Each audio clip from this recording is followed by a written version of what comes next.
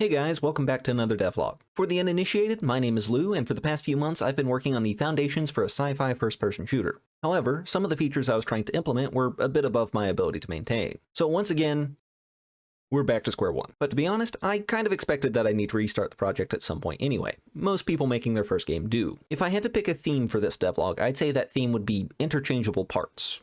One of the big problems with what I was doing is that I was dealing with so many different kinds of types of things that adding new mechanics was a pain in the behind. So from the get-go, I tried to make things much more straightforward, starting with the characters. One of the big reveals I had during the previous devlog is that I realized I had no idea how to have the AI use the spatial inventory system I was making for the player. Also, the player just couldn't die in the same way the AI could. So for this run, I started with creating parts which would either be used directly by both the AI or the player, or by creating abstract classes that both could inherit from. For example, both would need access to stats, health, and a brand new, simpler inventory system. With that as a baseline, I remade the player character first. Part of this was a copy and paste from the previous project. In particular, the state machine was a fairly easy transfer because it didn't rely on the old inventory system at all. One tweak I did go ahead and make was to add a proper alive and dead state, that way the player could actually be killed. However, the core player script and any other script dealing with items in any way had to be rewritten. The equipment manager?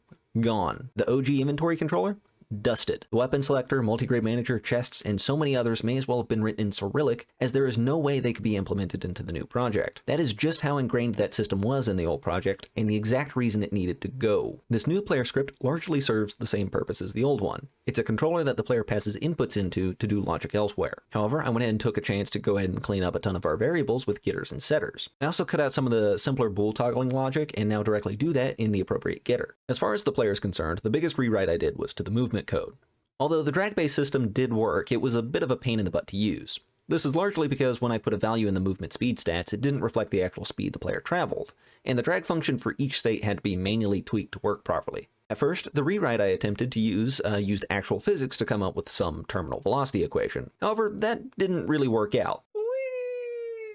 So I started looking at other people's movement code online. A significant portion of what I saw was either actually awful or had the same problem as we ran into previously with capping your velocity, meaning outside forces didn't really play well with it. But then I found some code that was dirt simple and it worked. And then I realized it was Danny's second channel for tutorials, which has like 2 videos on it. Danny, for those of you who don't know, is the guy that made Carlson and Crab Game. And the GitHub link that he posted in that video's description was the actual movement code he used when making Carlson. I tweaked it a bit to ditch sliding and simplify some of the conditional logic, and by golly, it works. Now I can consistently and easily set a target speed I want to go, and actually go that speed. Sounds crazy, right? One thing I didn't do in my first pass at AI was attempt to set up an animator, which is why I had Mr. Alfred Mogus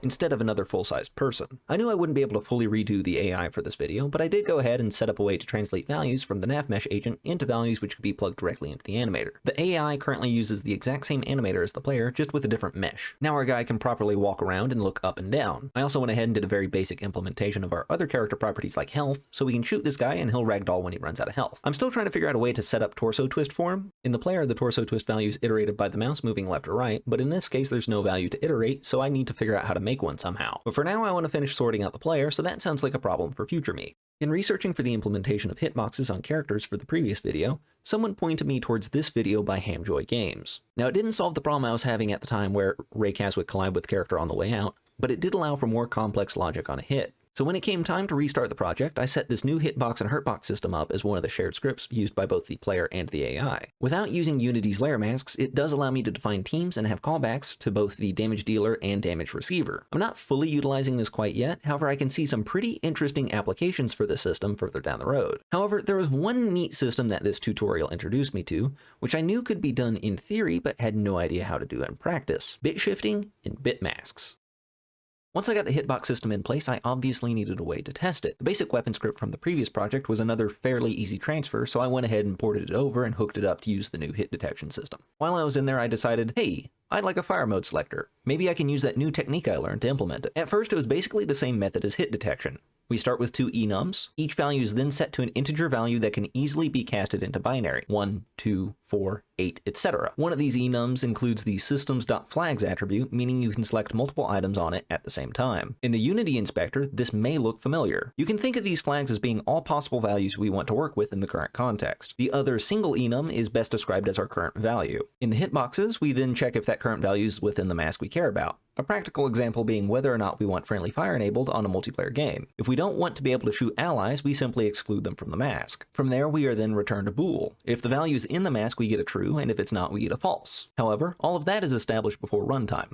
For a fire mode selector, I need to be able to iterate through the mask at the press of a button. To do this, I set up a for loop, which makes a maximum of 8 attempts to try and find a new value in the set. Each cycle of the loop will bit shift our value left once, check the new value against our mask, and either set our new fire mode or try again. If our value, when read as an integer, would be greater than 128, we instead set our value back to 1 and go back to the very first bit. This is neat because we can set up other functions to get specific values. For example, I could always set the current value directly, to safe for example, while excluding it from the mask. This way, as you mash through fire modes in combat, you don't make it so you can't fire unless you press an entirely different button. Alternatively, I made a separate loop to get the mode with the highest int value. Since not every weapon will have either full auto or burst fire, we don't want to set those values directly. Instead, we want to check each bit and get the mode represented by the largest value. I anticipate those functions will be used more by the AI than by players, but more options is almost never bad. One thing I did have to tweak was how weapon data persisted from being on the ground to being held by a player. Before, all instance-specific data was held by our inventory item, and that was separate from our view model, which is what actually contained the script for all our weapon logic. As of right now, both the instance data and the weapon logic are combined into the same script, so each weapon always contains its view model, which gets toggled on or off depending on if it's being held at the moment. I'm not 100% a fan of this, and it makes the new weapon script big and cluttered, so I'm probably going to break it up for the next devlog. I think I'll also go ahead and separate out our fire control functions into a scriptable object, and start setting up the foundations for weapon modification. Also, I dealt with the animations a bit differently this go around as well. I discarded the idle and walking animations in favor of using the basic pose, that way I can link all other animations together without needing multiple layers. This ended up fixing the funkiness that the pistol had while its slide was locked back. Weapon sway isn't re-implemented quite yet, but as part of that I'll be procedurally generating basic bobbing animations to replace the handmade idle and walking animations. I've seen a couple videos suggesting this can be done using a sine wave, which I've very basically implemented here, but I'll be looking for a more sophisticated method to copy. One other area I thought could use improvement were the interactable objects. As before, I had to search pretty explicitly for each kind of interactable. I knew I would need an interface because that made finding the correct component significantly easier. However, I wasn't for sure how to check which specific implementation I was dealing with to do more complex logic. It just so happened I watched Lixian's video about the haunted house cleaning simulator he made when he said this.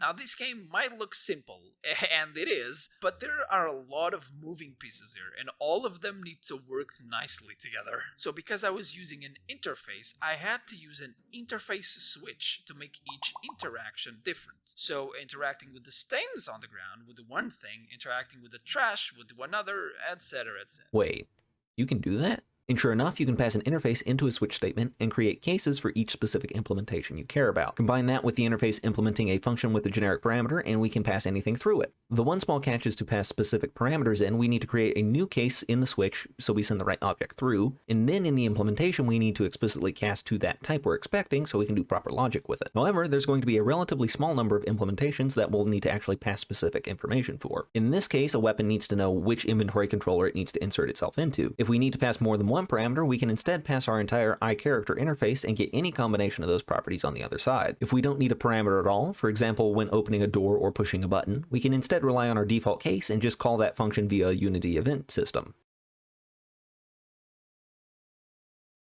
Although I did basically leave behind 4-ish months of work, I already feel like I'm off to a better start than I was. Things are shaping up to be much cleaner, and that means only good things in the long run. It just had to come at the expense of shifting my focus to a simpler style of game, but simpler doesn't necessarily mean worse. In fact, if anything, this means as a solo dev, I'll be better able to deliver a good experience in the final product. Moving on to our goals for next time, add crouching back to the player, and core movement will be back to where it was in the previous version of the project. This is already partially done, the player goes into a crouching state and the character model crouches, but I still need to adjust the height of the player's collider. Break each weapon up into scriptable object modules representing different parts of the weapon. The fire control group, the barrel, the magazine, etc. This would allow easy mixing and matching from my end to design new weapon mechanics and lay the groundwork for player weapon modification in theory. Use a similar method to re-implement armor modification and stat buffs once again. From the player's perspective, both of these would be done via a menu like we did previously, though implementation of that menu will probably be a little bit down the road. Add weapon audio back, add the HUD back, add weapon sway back, as well as figure out the procedural view model bobbing, fix the shotgun, again, replenish ammo from weapons on the ground by walking over them, replenish ammo from a ammo crate you can interact with, and with that we'll be largely back to where we were as far as the player is concerned. The next devlog after that will focus on AI again, and that should be fairly straightforward, I think. I'd like to thank you guys for following the project this far. I'm going to try going on a cycle of getting one video out a week, alternating between devlogs and other topics. Next week I'll be talking about a game I'd heard of but hadn't played until recently.